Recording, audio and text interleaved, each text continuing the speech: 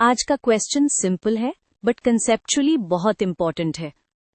हमें फोर्स को डिफाइन करना है और फिर बताना है कि फोर्स किसी ऑब्जेक्ट पर क्या क्या इफेक्ट्स ला सकता है, एग्जाम्पल्स के साथ।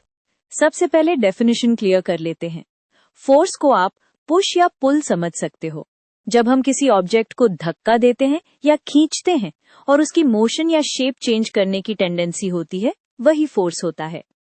अब बात करते हैं इफेक्ट्स की। पहला और सबसे कॉमन इफेक्ट है कि फोर्स ऑब्जेक्ट को मूव करा सकता है या जो मूव कर रहा है उसे स्टॉप भी करा सकता है। आइडिया ये है कि फोर्स मोशन को स्टार्ट या एंड करने के लिए कॉज बन सकता है। सोचो, फुटबॉल को किक करते हो तो बॉल रेस्ट से मोशन में आ जाती है, और ब्रेक्स लगाते हो साइकिल पर तो मूविंग साइकिल स्लो होते होते रुक जाती है।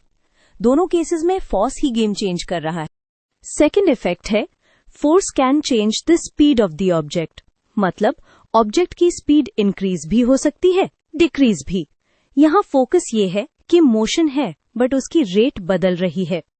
शॉपिंग कार्ट को अब और ज्यादा पुश करो तो वो फास्ट चलने लगता है, और बॉल को ऑपोजिट डायरेक्शन में पुश करो तो वो स्लो भी हो सकती है।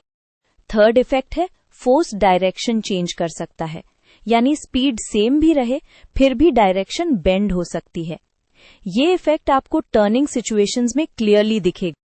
क्रिकेट में बैट्समैन बॉल को हिट करके उसकी डायरेक्शन चेंज कर देता है, और कार जब टर्न लेती है टायर्स रोड पर फोर्स अप्लाई करके डायरेक्शन चेंज करते हैं।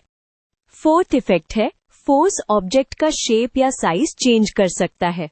ये तब होता है जब फोर्स ऑब्जेक्ट को डीफॉर्म करे, यानी कंप्रेस, स्ट्रेच, बेंड या ट्विस्ट करे। स्पॉन्ज को प्रेस करोगे तो शेप चेंज हो जाती है। रबर बैंड को खींचो तो वो स्ट्रेच होता है।